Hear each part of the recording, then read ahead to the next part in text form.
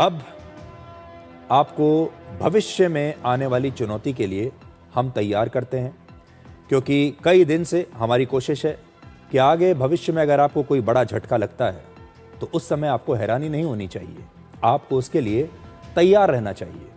और ये एक ऐसा तूफान है जो भारत की तरफ बढ़ रहा है। प्रधानमंत्री मोदी ने देश के लोगों को अगले 1 साल तक सोना न खरीदने की सलाह दी है। बहुत सारे लोगों को ये सलाह अच्छी लगी होगी, कुछ लोगों को नहीं अच्छी लगी होगी, लेकिन आपके लिए समझना बहुत ज़रूरी है कि इस सलाह के पीछे की असली वजह क्या है। क्योंकि जो विपक्ष के नेता हैं वो आपको तमाम तरह की जानकारियां देंगे, तमाम तरह के आरोप आपके दिमाग में भरेंगे और आप कंफ्यूज हो जाएंगे। लेकिन पहले समझिए कि प्रधानमंत्री मोदी ने ऐसा क्यों कहा, और अगर आप सोना नहीं खरीदते अगले 1 साल तक तो आप अपने देश का कितना फायदा करेंगे। हमारा देश सोना खरीदने पर बहुत ज्यादा डॉलर खर्च करता है। पिछले 12 में से 11 क्वार्टर्स यानी तिमाहियों में अगर भारत ने विदेशों से सोना न खरीदा होता तो हमारे देश को आज जरा भी वित्तीय घाटा ना होता। वर्ष 2026 की दूसरी तिमाही में भारत का वित्तीय घाटा लगभग 1,17,000 करोड़ रुपए था, जबकि इसी दौरान भारत ने 1,80,000 करोड़ रुपए का सोना इंपोर्ट किया। अगर हमने ये सोना इंपोर्ट ना किया होता तो लगभग 63,000 करोड़ रुपए का सरप्लस यानी फायदा हमारी इकोनॉमी को होता, और यही पैटर्न लगभग 3 वर्षों में दिखा है।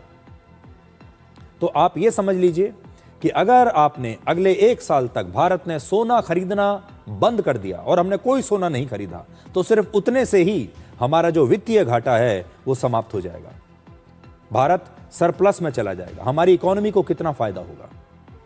अब आप देखिए कि वर्ष 2013 से लेकर हमारा विदेशी मुद्रा भंडार कैसे लगातार बढ़ रहा है, क्योंकि इस पर भी आपको बहुत सारे लोग कंफ्यूज करेंगे और कहेंगे कि देखिए हमारा विदेशी मुद्रा भंडार तो ठीक नहीं है। अब आंकड़े देखिए, पिछले 13 वर्षों में हमारा विदेशी मुद्रा भंडार दुगने से ज्यादा हो चुका है। वर्ष 2013 में जब यूपीए की सरकार थी, भारत का विदेशी मुद्रा भंडार लगभग 295 बिलियन डॉलर्स का था। आज के हिसाब से यह हुआ लगभग 28 लाख करोड़ रुपए। वर्ष 2026 में यानी आज हमारा विदेशी मुद्रा भंडार है लगभग 703 बिलियन डॉलर्स यानी लगभग 66.8 लाख करोड़ रुपए आज के हिसाब से।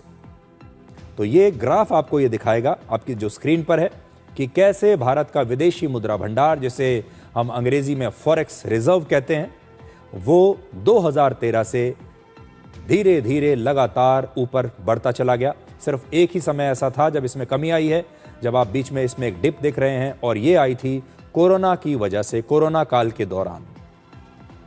अब देखिए तेल संकट की वजह से पूरी दुनिया की बड़ी बड़ी तेल कंपनियों का कच्चे तेल का स्टॉक खत्म हो रहा है, और ये बड़ी बड़ी कंपनियां दुनिया को चेतावनी दे रही है।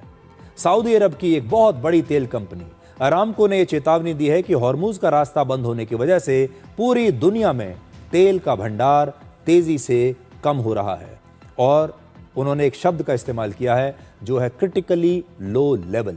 ये कंपनी कहती है कि अब पूरी दुनिया में तेल क्रिटिकली लो लेवल तक पहुंच गया है। इसका मतलब है कि तेल कंपनियों के पास अब तेल का स्टॉक खत्म होने लगा है।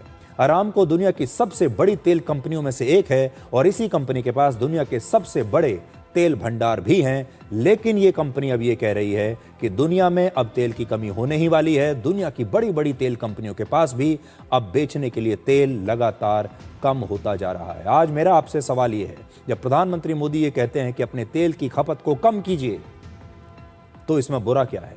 जब दुनिया के बड़े बड़े देश आपके पास आके ये कह देंगे, तेल बेचने वाले देश, कि हमारे पास तेल बेचने के लिए बचा नहीं, जब दुनिया के बड़े बड़े ऑयल प्रोड्यूसिंग कंट्रीज ये कह देंगे कि तेल बेचने वाली हमारी जो फैसिलिटीज थी, हमारी फैक्ट्रियां थी, उन्हें बॉम्ब से उड़ा दिया गया है, उनकी मरम्मत करने में हमें कई साल लग जाएंगे, हमारी तेल प्रोडक्शन की जो क्षमता है वो पहले से घटकर बहुत कम रह गई है, दुनिया की बड़ी बड़ी तेल बनाने वाली बेचने वाली कंपनियां जिस दिन हाथ खड़े कर देंगी और कहेंगी कि हमारे पास तेल बचा ही नहीं, कितना भी पैसा दे दीजिए तेल नहीं है, उस दिन आप क्या करेंगे?